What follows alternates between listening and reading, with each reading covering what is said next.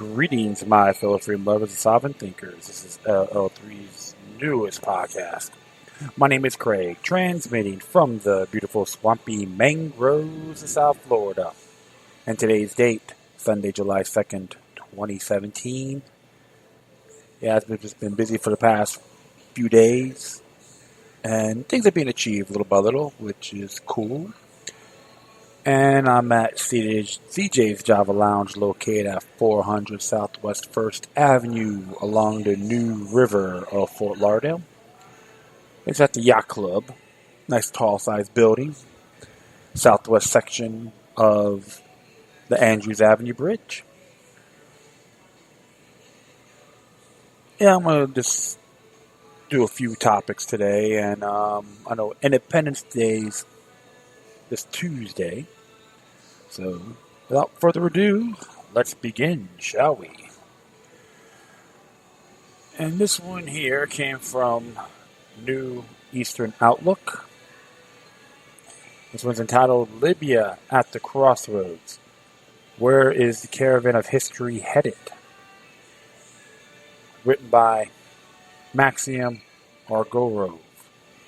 Although in recent months Libya has not been the focus of attention of top-level politicians and the global media at large.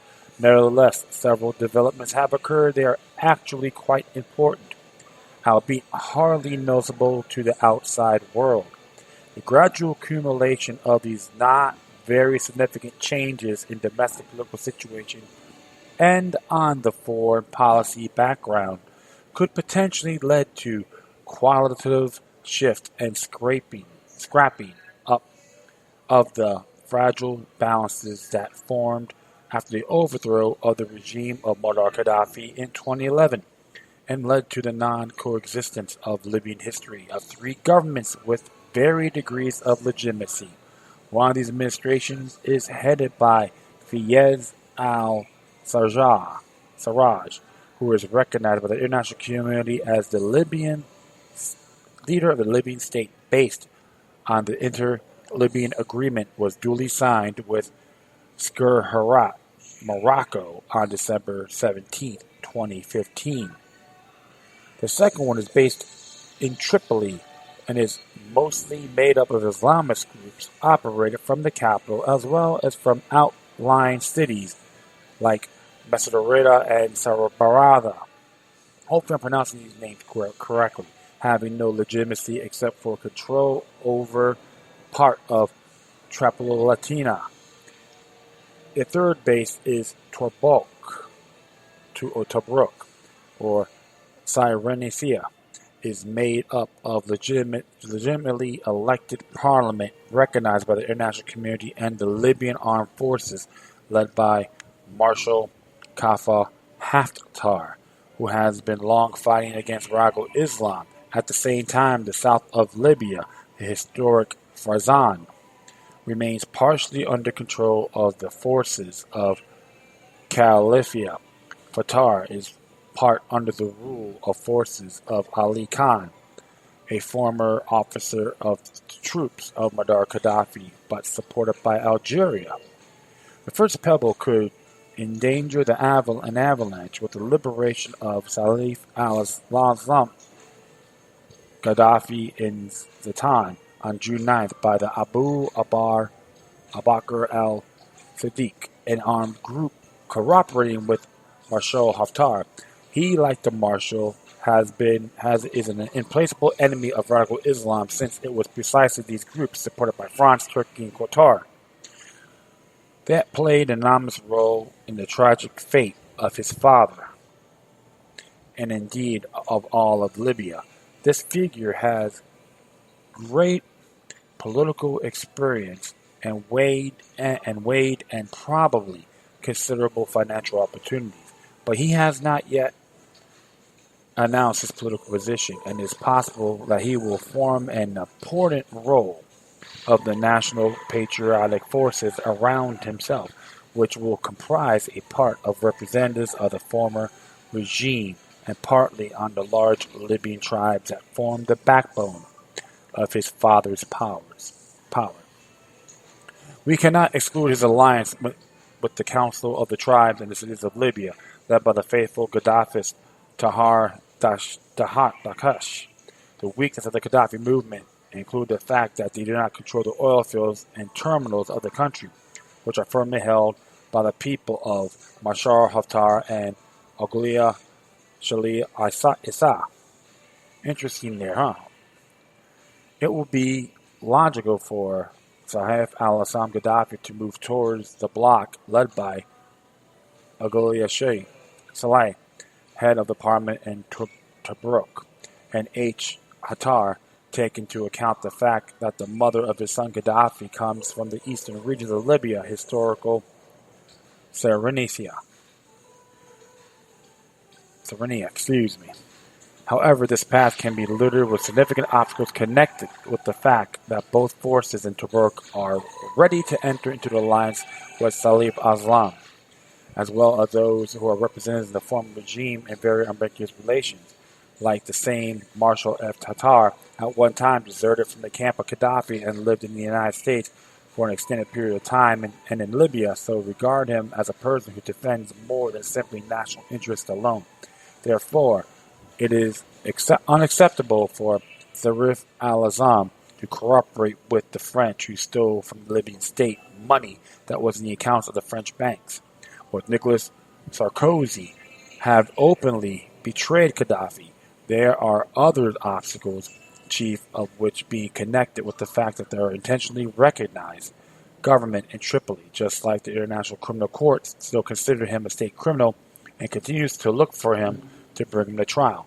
However, with any development of events, it is clear that the camp of fighters against Islamists, there is an explicit addition in that in the balance of power is inexorably shifting in their favor. This indicated by the case of the May 22nd Manchester bombing, in which terrorist blew himself up at the Manchester Stadium during singer's Ariana Grande's concert performance. The investigation showed that the terrorist, Salam Ramadan Abadi, although a British citizen, was from Libya, and shortly before the terrorist attack, for which the Islamic State accepted responsibility, possibly came to Libya and received instructions from extremist groups from Mesurwata, where the Muslim Brotherhood runs the show. Can we say one world order? Absolutely.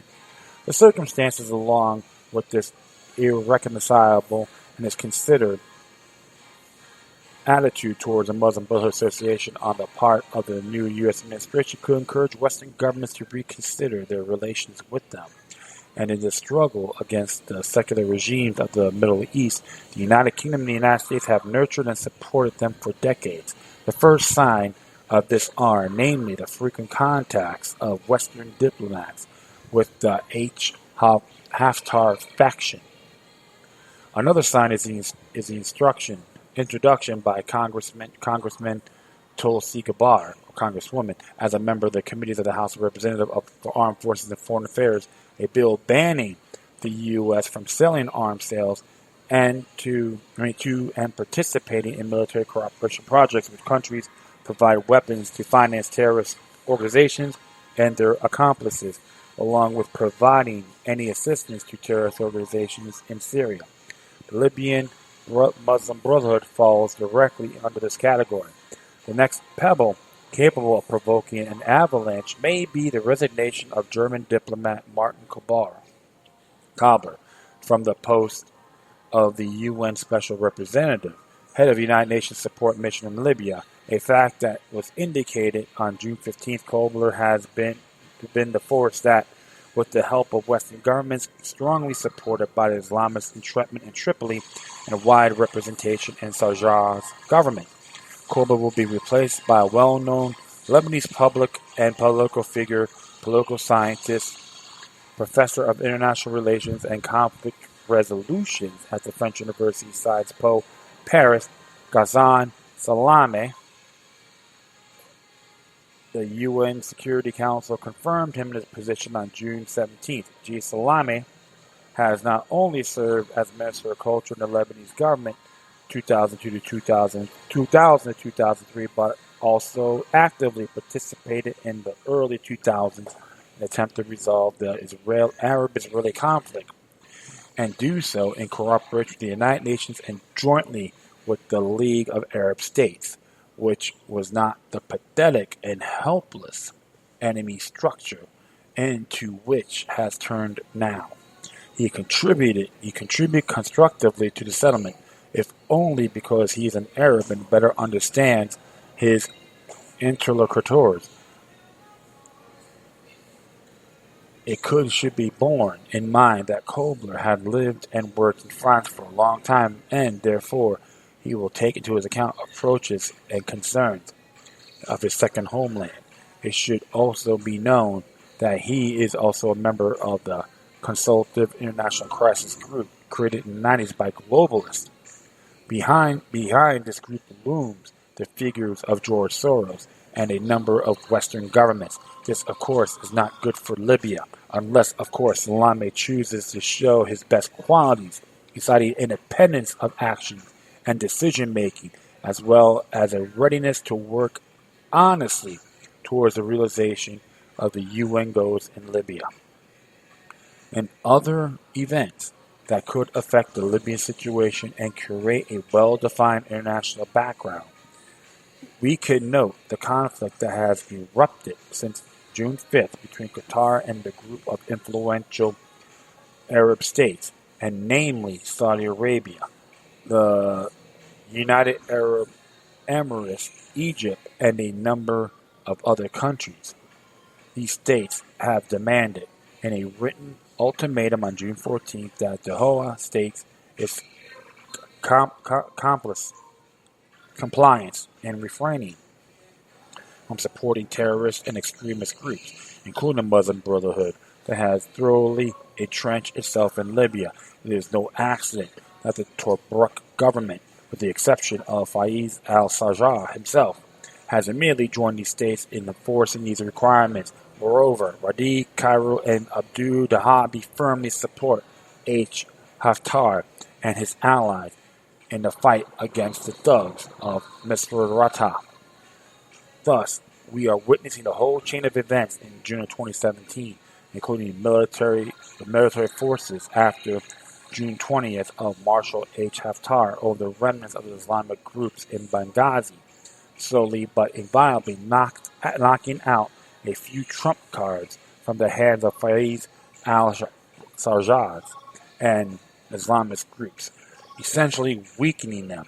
Maintaining contact with them is, of course, the norm of any self-respecting diplomacy, but it is obvious that it would be a short-sighted and dangerous to stake them into a binding deals with them, which some capitals still do. Nothing will help Fayez al-Sarraj now. This includes even demonstrated support of NATO with the Secretary General Jens Stoltenberg, who he met on June 22nd. He only remains with part of the seaport of Tripoli under his control and zero support from the tribes, which is the most important factor in the formation of any political structure in Libya. His government has failed to garner support of the parliament after the threefold rejection of his nominated candidates will no longer be approved.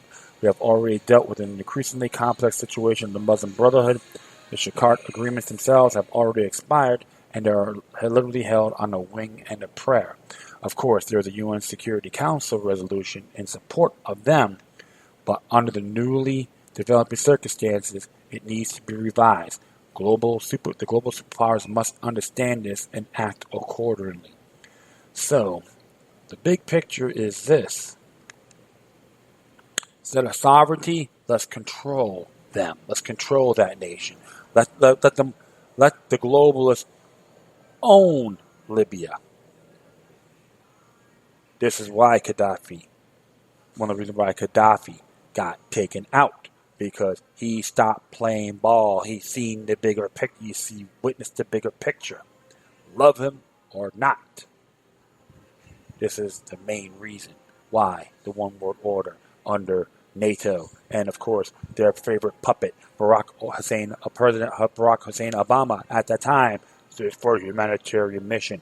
And then within all this moments, you got the Muslim Brotherhood, you got ISIS, you got all these one world order entities meddling in that torn country.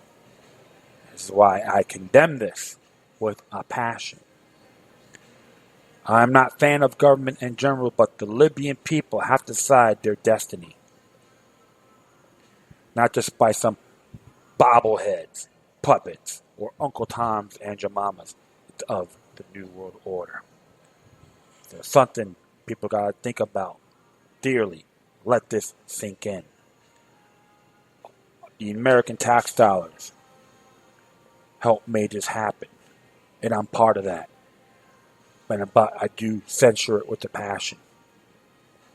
So we got to keep our eyes in that country as well. Instead of all this propaganda you're hearing, these synthetic movements, resistance and BLM and all that garbage. Yes, they're garbage.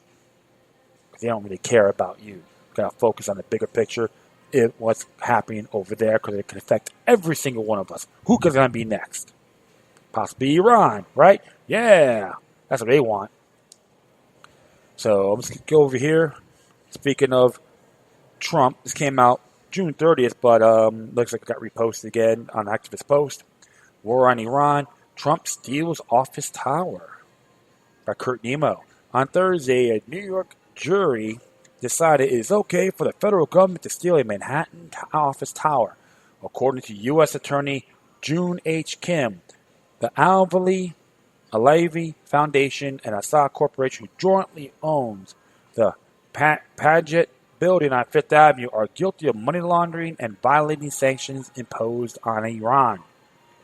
The building is valued at between $500 to $700 million. Over a decade, hiding in plain sight, the 36-story Manhattan office secretly served as a front for the Iranian government as the gateway for millions of dollars to be funneled to Iran in clear violation of U.S. sanctioned laws, Kim said. Justice Department said the verdict allows for substantial recovery for victims of Iran-sponsored terrorism. Oh, really? If Trump and his Justice Department were sincerely interested in compensating the victims of terrorism, they've had a jury decide against Saudi Arabia, following the United States and Israel. Saudi Arabia is the largest sponsor of terrorism, not only in the Middle East, but internationally. Osama bin Laden was a Saudi. Most large terror attacks are carried out by Sunni Wahhabi fanatics. Saudi Arabia has supported Al-Qaeda, Al-Nusra, the Islamic State, and dozens of violent and other fanatical Wahhabi groups. Ever since the 1979 revolution in Iran, the United States has been at war with the country.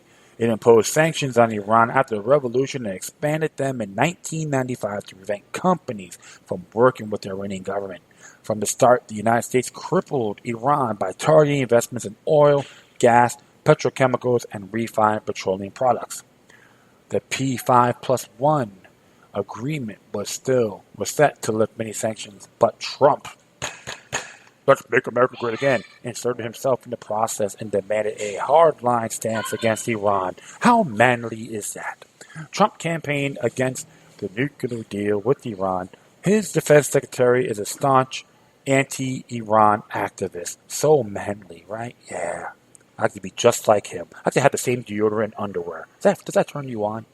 Of course, when it comes to be favored transitional corporations, it's business as usual. In May, the chief executive officer of Boeing, Dennis Muilenburg, said a $16.6 billion deal to sell 80 airplanes to Iran Air was on track despite Goldman Sachs Treasury Secretary Steve Mnuchin announcing a review of licenses for the sales of commercial aircraft to Iran.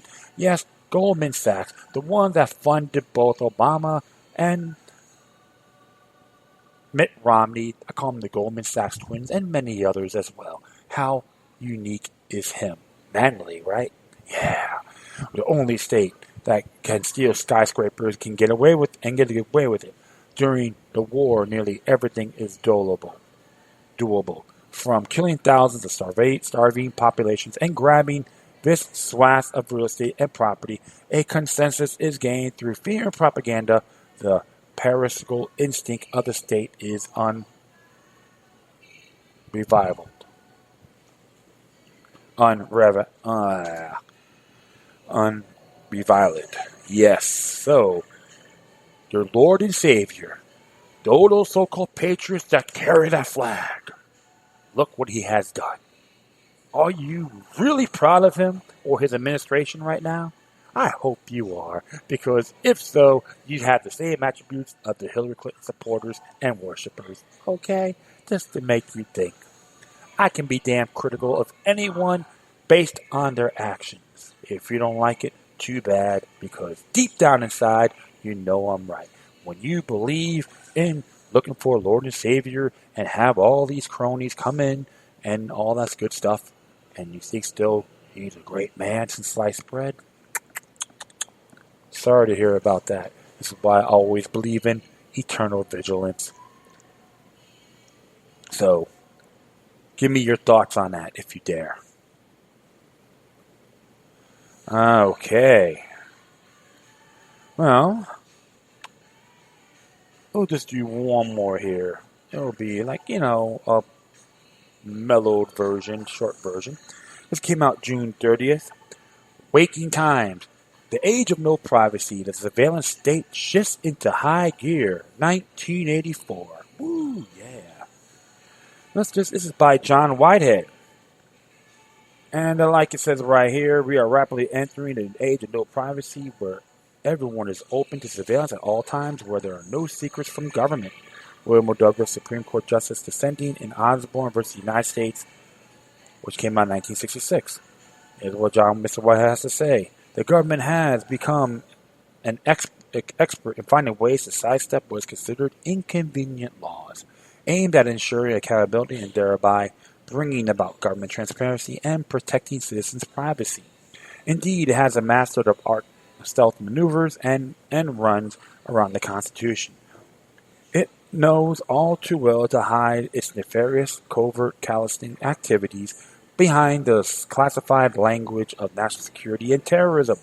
And when that doesn't suffice, it obfuscates, complicates, stymies, or just plain bamboozles the public into remaining in the dark. Case in point, National Security Agency has been diverting internet traffic, normally safeguarding by constitutional protections overseas, in order to conduct unrestrained data collection on Americans. Oh yeah, J. Edgar Hoover would be extremely proud. It is an extraordinary redemption all over again, only its time is surveillance instead of torture being outsourced.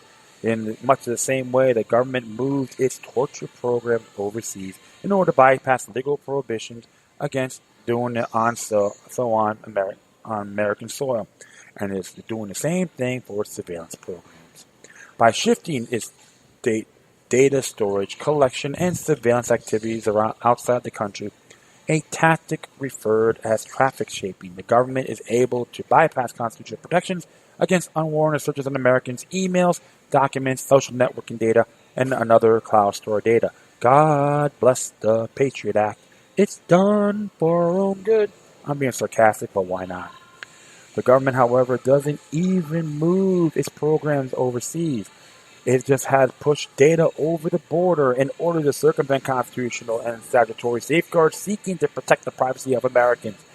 Credit for this particular brainchild goes to the Obama administration, which Executive Order 1233 authorizing the collection of American data from surveillance conducted on American soil. Let's just check that out. Let's see what this executive order came out June 30th, 2014, and it was signed by your Lord and Savior, Barack Obama. How sweet it is, right? Oh, yeah. I will proceed on. Using this rationale, the government has justified hacking into collecting an estimate 180 million users' records from Google and Yahoo data centers every month, because the data travels over international fiber optic cables, the NSA program, the muscular is carried out in concert with British intelligence. No wonder the NSA appeared so unfazed under the USA Freedom Act, was supposed to put an end to the NSA controversial collection of metadata from American phone calls. So, if you're still calling on your cell phone, start talking crap, tell them you're a bunch of fudge-packing peeping toms, and you know what? If you get offended, who the hell cares? So, as we go on here, the NSA has already figured out a way to accomplish the same results, illegally spying on Americans' communications without being shackled by legislative or judicial branches of the government. The USA Freedom Act was just a placebo pill intended to make citizenry feel better and let politicians take credit for reforming mass surveillance. In other words, it was a sham, a sleight of a hand political gag pulled on a gullible public desperate to believe that we still live in a constitutional republic rather than a down and out of control, corporate controlled, economically impoverished, corrupt, warring, militarized banana republic. I never bought it on the so-called USA Freedom Act. Remember, it may sound pretty, but the fine print blows. That's like the Patriot Act. Patriotic, right?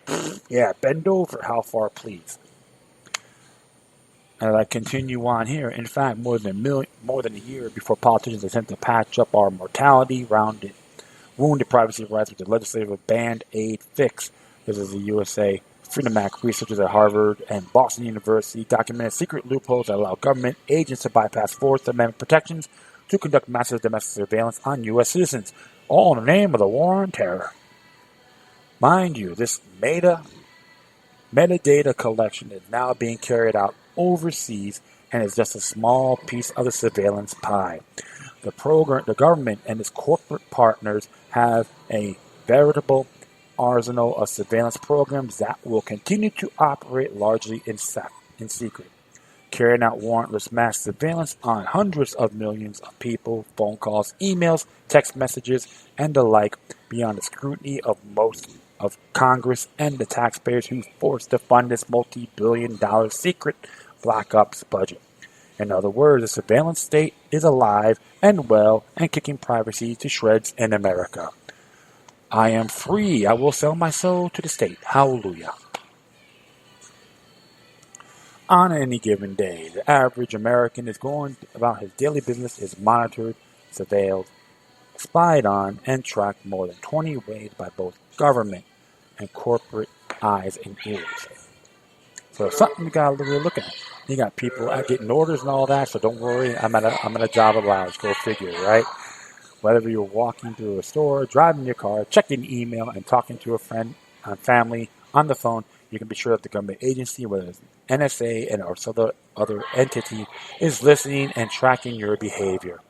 Yeah, it's okay to put some bogus stuff on Facebook too, just to drive them crazy. This doesn't even begin much to the corporate trackers that monitor your purchases, web browsing, Facebook posts, and other activities taking place in the cybersphere, so it's good to offend them.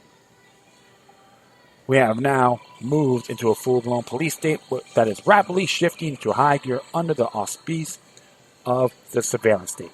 Not content to merely transform local police into the extension of the military, the Department of Homeland Security, the Justice Department, and the FBI are working to turn the nation's police officers into techno-warriors, completing with iris scanners, body scanners, internal imaging, Doppler radar devices, facial recognition programs, license plate readers, cell phone steering devices, and so much more.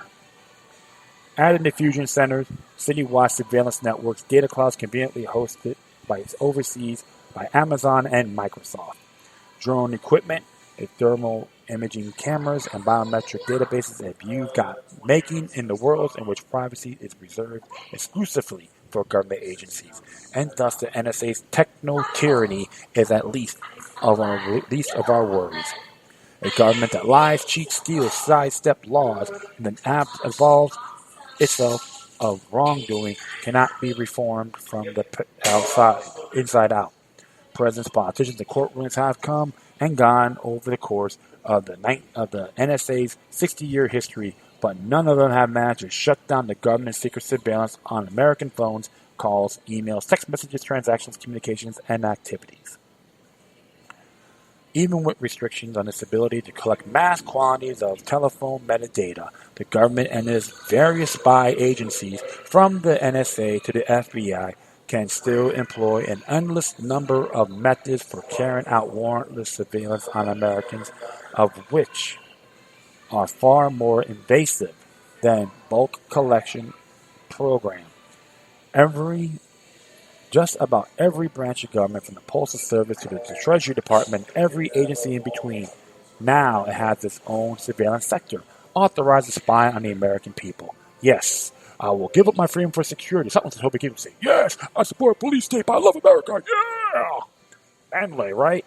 And of course, that doesn't even begin to touch the complicity of the corporate sector, which buys and sells us from the cradle to grave until we have no more data left to mine. Indeed, Facebook, Amazon, and Google are among the government's closest competitors when it comes to carrying out surveillance on Americans, monitoring the content of your emails, tracking your purchases, exploiting your social media posts, and turning that information over to the government. Few consumers understand what data are being shared, with whom, or how information is being used, reports the Los Angeles Times. Most Americans emit a stream and a personal digital exhaust. What they search for and what they buy, who they communicate with, where are they, that's captured and exploited in a largely unregulated fashion. It's not just what we say, where we go, and what we buy that is tracked. We're being surveilled right down to our genes, thanks to our potent combination of hardware, software, and data collection that scan our biometrics, our faces, arises, voices, genetics, even our gait. Runs them through a computer program that can break the data down to the unique identifiers and then offers them up to the government and its corporate allies for their respective uses. All those internet connected gadgets we just have to have. Forbes refers to them as data pipelines to our intimate bodily processes. The smartwatches can monitor our blood pressure, and smartphones that let us pay purchases with our fingerprint and iris scan are setting us for a brave new world where there is nowhere to run and nowhere to hide. For instance, imagine what the NSA could do and is likely already doing. The voice print technology that have been likened to a fingerprint, described to a next front line in the battle against overweening public surveillance. The collection of voice prints is a booming industry for governments and business alike. As the Guardian reported, voice biometrics could be used to pinpoint the location of individuals. There is already discussion about placing voice sensors in public spaces. Multiple sensors can be triangulated to identify individuals and specify the location within very small areas. Suddenly, the NSA telephone made a program seems like child's play compared to what is coming down the pike. You should look up 5G fallout. That, of course, is the point. The NSA is merely only a small part of the shadowy deep state comprised by unelected bureaucrats to march in lockstep with proven driven corporations that actually run Washington, D.C. and works to keep us under surveillance and thus under control. You be a bunch of good little boys and little girls, we're doing it for your own good. For example, Google openly worked with the NSA. Amazon has built a massive 600 million intelligence database for CIA, and telecommunications industry is a fat profit by spying on us for the government. In other words, corporate America is making a hefty profit and aiding and abetting the government in its domestic security surveillance efforts. At every turn, we have been handicapped in our quest for transparency, accountability, and a representative government by the establishment, a culture of secrecy, secret agency, secret experiments, secret military bases, secret surveillance, secret budgets, and secret court rulings, of all which exist beyond our reach, operate outside our knowledge, and do not answer to we the people. Incredibly, there are still individuals who insist they have nothing to fear from the police state and nothing to hide from the surveillance state because they've done nothing wrong. To be sanctimonious few, secure in their delusions, let this be a warning. There is no safe place, no watertight alibi. danger posed by the American police surveillance state applies equally to all of us, lawbreaker and law-abider alike, black and white, rich and poor, liberal and conservative, blue-collar, white-collar, and any other distinction you care to trot out. As I make it clear in my book, Battlefield America, the war on the American people, in an age of too many laws, too many prisons, too many government spies, and too many corporations eager to make a fast buck at the expense of the American taxpayer, we are all guilty of some transgression of it or other. Eventually, we will be made to suffer the same consequences of the electronic concentration camp that surrounds us. He is the president, founder and president of the Rutherford Institute. So you can check it out. Age of No Privacy, Surveillance State Shift to High Gear. He has some good stuff, so check it out. And this is why it has to be addressed, my friends. Because if you read the Declaration of Independence, okay, that happened on July 4th, 1776, which the United States of America will be 241 years old. Will you support a true republic, true organic republic, or a tyrannical corporation? Something you have to really look at. And especially when Jefferson wrote this, and many others as well. And it's interesting what it says here, especially when it comes to our natural born rights. When the course of human events, it becomes necessary for the people to dissolve to the political bands which have connected with them, with another to assume among the power of the earth to separate an equal station which the laws of nature and of nature's gods entitled them, a decent respect to the opinions of mankind, that they could declare the causes that impel in the separation. I'll just hit this paragraph here, paragraph 2. We hold these truths to be self-evident that all men are created equal, that they are endowed by their Creator with certain unalienable rights, that among these are life, liberty, and a pursuit of happiness. All right, so I'm going to add this. I will add this to my memo. And of course, you go all the way down here, and it's like, have a sacred honor.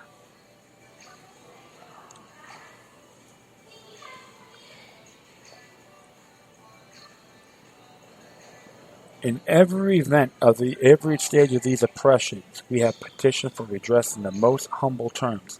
Our repeated petitions have been answered only by repeated injury. A prince whose character is thus marked by every act which may define a tyrant is unfit to the ruler of free people. So, we can overthrow. We have these obligations. Not being a bunch of crybabies and whiners or rhetoricians. Something to really think about, my friends. I think this is why I did take the initiative on reading this last article. So, when you folks celebrate this Tuesday of Independence Day of the United States, you're gonna support a republic of natural law, exercising your inalienable rights, or roll over and belly up for the corporation or the empire. Something for you folks need to really sink in.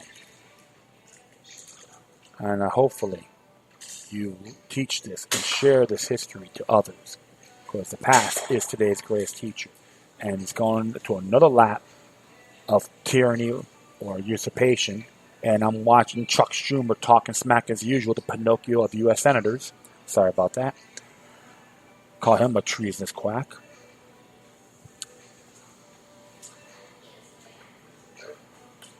Like I said, action speaks louder than word, my friends.